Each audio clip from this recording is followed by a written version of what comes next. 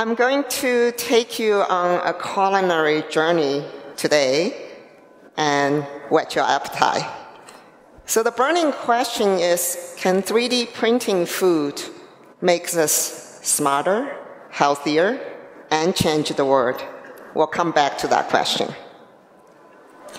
How many of you love food? Raise a hand. Well, that's everyone, so Julia Child is right.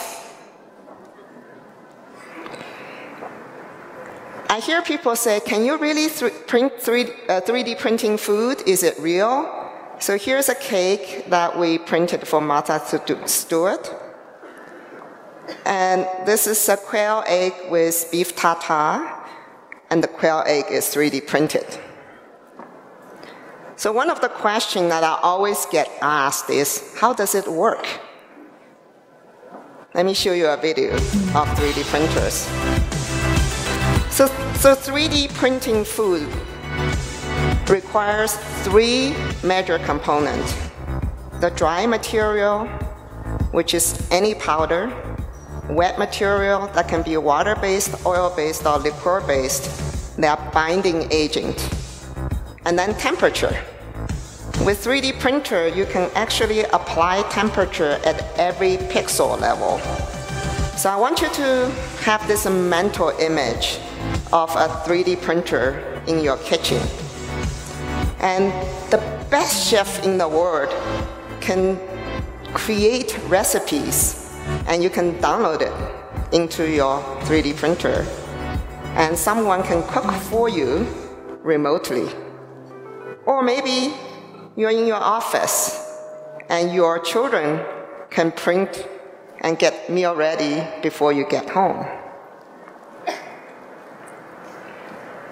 Here's a lab with some 3D printers. The black machine are food printers. This golden one is a chocolate printer. We placed them at Hershey Labs and brought some children there and asked them to create chocolate for themselves. And you can see at the lower right corner are the chocolate created by children themselves, or they downloaded 3D models from internet and then sent them into the chocolate printer. Beautiful, right? I saw this quote. It says, I won't be impressed with technology unless I can download food. And I can't agree with it more. And I believe the first massively distributed 3D printer will be a kitchen appliance in your kitchen, not really the maker's machine. So let's look at some food that can be downloaded. Here is a savory, sour, sweet bird nest for your cocktail. Now you can download a model from internet and send it to your 3D printer. This is a French onion soup. Now 2 Michelin star chefs said it's the best she has ever tasted. The quail egg I showed you earlier got cracked open. It actually has egg yolk in there. How does that happen? Because you can actually print the food. The 3D printer prints the food layer by layer. And then you can stop the printer in the middle and put the yolk inside and continue to print. Passion fruit dessert that you can crack open and find some surprises inside. So when you take people on a journey, there needs to be a surprise. And we were giving this challenge to surprise the world best chef, Frank Adrian from Barcelona. And we collaborated this project with Modernist Cuisine. If you have not heard about them, you can look online. It's literally the art and science of cooking. And it's started by the former Microsoft CTO, Nathan Novel. So how do you surprise the world best chef? Like, we need to make some dishes that he could not even make. Not only we made this dinner customized to him, but we also customized to the culture context. we went to Barcelona and scanned Gaudi architecture. So the ceramics that we used are in the Gaudi architecture shape and form. So here's a video, and let's enjoy this meal together. Now imagine that when they create this wonderful meal, that they can distribute this to millions of 3D printers in your kitchen, and you can all enjoy such a meal just like how musicians can distribute music and authors can print their books. And you kind of have to guess what is 3D printed and what is not. I think it's easy to see what is not, and rest of them are 3D printed.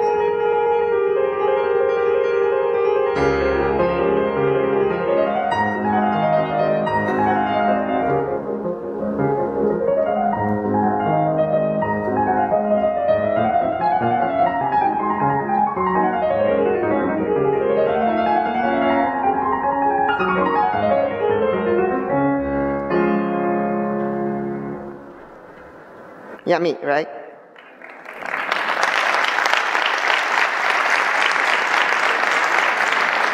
So 3D printer is an Internet of Things, so it's connected to Internet. And you can be as creative as you want, and you can also collaborate with other people, architect, scientist, artist, children, anyone you can imagine. So in the future, if we have 3D printer in our kitchen, then cooking can be widely imaginative. Now, the second point I want to make is about wellness and health. I imagine in the smart home in the future, everything can be measured. Our health can be measured. So you actually control what you put in your stomach. Say your doorknob is a measurement, or even your steering wheel in your car is a measurement. We actually know your health not only in genetic terms, we could even know your health every day. So you can upload that health data into your 3D printer also, and it will control what ingredients it will put into making those dishes for you. If you have hypertension, it would not, it would put less salt. If you have diabetes, it would put less sugar, so on and so forth. So the printer as a kitchen appliance in your kitchen is knowingly healthy. And it can also be joyfully collaborative, because me and my friends, I can cook for him or her, and they can cook for me. Or I can cook for my family that they couldn't make it to my house. So that could be very interesting social dynamics also. I like to also take it up to a bigger social context, which is, can 3D printer or 3D printing food change the world? Can we relook at the entire food chain and to see how does this technology can help us to solve hunger problems, to make life more joyful?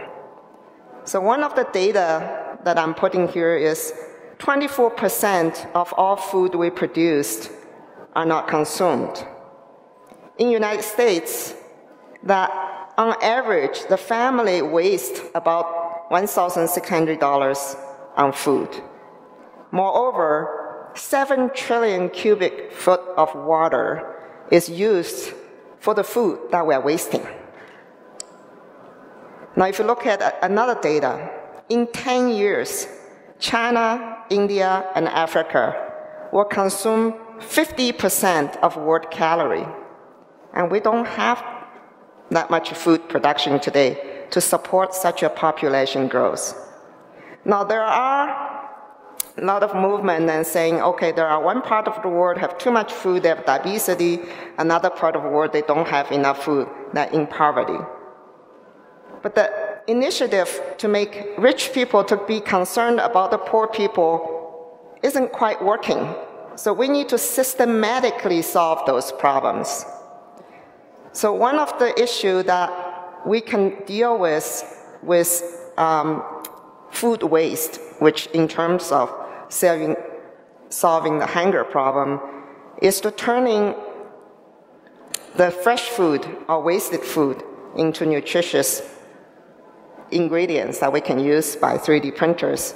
So here's an industrial machine that you can put in the organic farm that can dehydrate any food and vegetables into dry material. Remember I said the 3D printer takes dry material, any food can be turned into powder, and if you do that and vacuum seal it, you don't even need put preservatives in there. It will solve the cold chain shipping, distribution issue. It takes a lot less to send food like this to different parts of the world.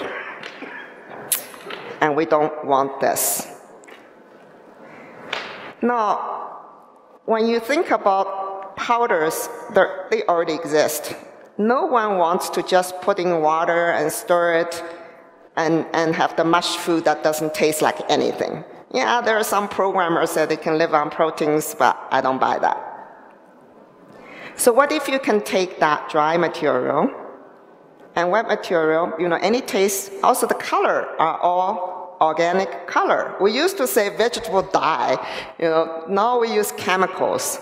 But the food has all the color we want, all the creativity we can make. And chef can create really beautiful food and disseminate it to every household that has a 3D printer. Then you also can think about other type of food, like elderlies and youth, babies, the people who could not cook. What if we can make food like this for elderlies who doesn't quite have teeth anymore? Or very healthy food like this where baby can swallow. What about school food? What about food in space? So all of this can be done by taking the food supply and turning the food waste into non-perishable nutrition, and then send it into 3D printers, collaboratively work with designers, chefs, anyone who loves food, loves the cooking, or even if you don't love to cook, you could create beautiful meal, healthy meal at home or for your friends, for your family, by leveraging this technology. I think this is really a very big change for the food industry. It is quantum leap in terms of what we can do by changing the entire food chain from where the food is cultivated, how it is produced, how it is preserved, how do we ship it, distribute it, and how it arrives at our home, and combine it with knowledge of health, maybe also knowledge of where people are starving that needs food, because dry food can be shipped very quickly to either disaster regions or regions where people are malnutrition, and then have a way to create really beautiful, enjoyable meal that we can all share together. Now, some people ask me, how can you start this? This is a great idea. This is like a big idea. Yes, this is a big idea. And this is a beautiful idea. And it touches everyone. There's nothing touches more people and touches you every day than something like this, right? It's huge. So I'm giving this talk because I wanted to inspire next generation of entrepreneurs, because this is something that requires a collective many people to make it happen. It's not small. It can only start big. It can't start small. It can't start as a little startup company with a few people. You need to start with hundreds of startup company with many people, because it literally touches everyone on Earth, everywhere, every generation. And it will make our life better. It will solve a big part of hunger problem, and it's much greener. It's much more healthy. So can 3D printing food make us smarter, healthier, and change the world? I invite all of you to join me on this journey to make the future better. Because environmental problem is not a short-term problem. It cannot be solved in 5 years. It's a 10 to 100 years problem. Hungry problem is not a short-term problem. It will take 5 to 100 years. How do we to look at long-term issues, not just every quarter, but long-term issues that's relevant to everyday life, right? Long-term issues that would make us more responsible ancestors. Even when we leave this world, we know that we have done something to make this world better.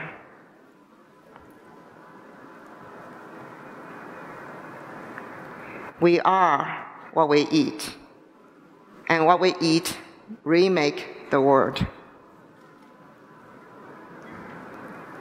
Thank you very much for joining me on this culinary journey.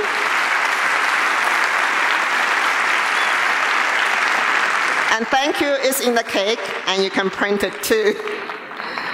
I will sign my book at the coffee break. I believe it's in the library about in around 12 o'clock. And if you would like to come, you see I'm wearing this pink shell that's also 3D printed. And it's printed in one shot with no assembly. And I could actually make it edible too, so you can think about wearable and edible in the same. So thank you. I'll see you soon.